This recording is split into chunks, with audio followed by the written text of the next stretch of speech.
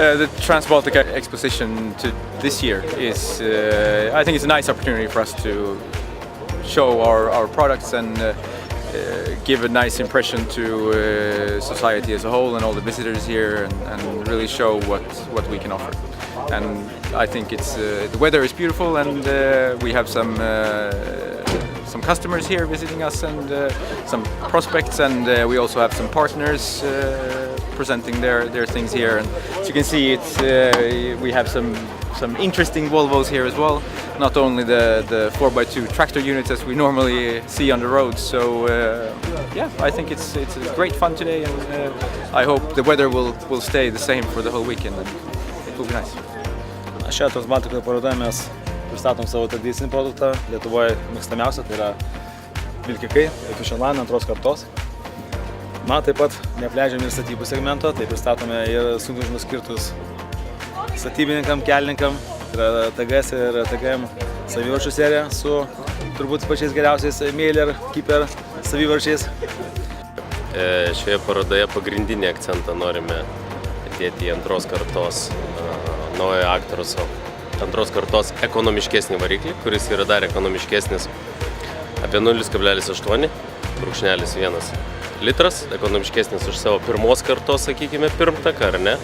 Ir ten truputėlį toliau mes turime Fuel Duel Actrosą pasistatę, tai yra projektas, kai mes duodame savo klientams pabandyti, patiems pavažiuoti ir išbandyti vilkiko naudą, jeigu galima tai pasakyti, vilkiko ekonomiškumą. Mes paskambinam klientui, dažniausiai tam, kuris turi ir kitos markės automobilių arba, sakykime, Mercedesų, bet truputėlį senesnės kartos, ir sakom, duok pačiam geriausiam vairuotojui, duok tam, kuris atveža geriausias kuro sąnaudas, ir mes garantuojam, kad tas būtent Fuel Duel vilkikas, jisai nėra specialiai paruoštas, jisai yra absoliučiai standartinis vilkikas, bet jisai parodys geresnius rezultatus negu kad tavo pats geriausias parke vilkikas.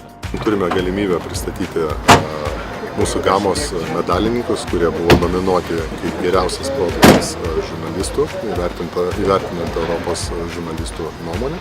Vadinasi, tai Stralis, kuris 2013 metais buvo įvertintas kaip metų vilkikas, 2015 metais Dailis, kuris įvertintas kaip metų krovininis automobilis, Gama, ir Eurocargo, kuris laimėjo šiemet įvertinimus 2016 metų kaip metų sunkvežimis.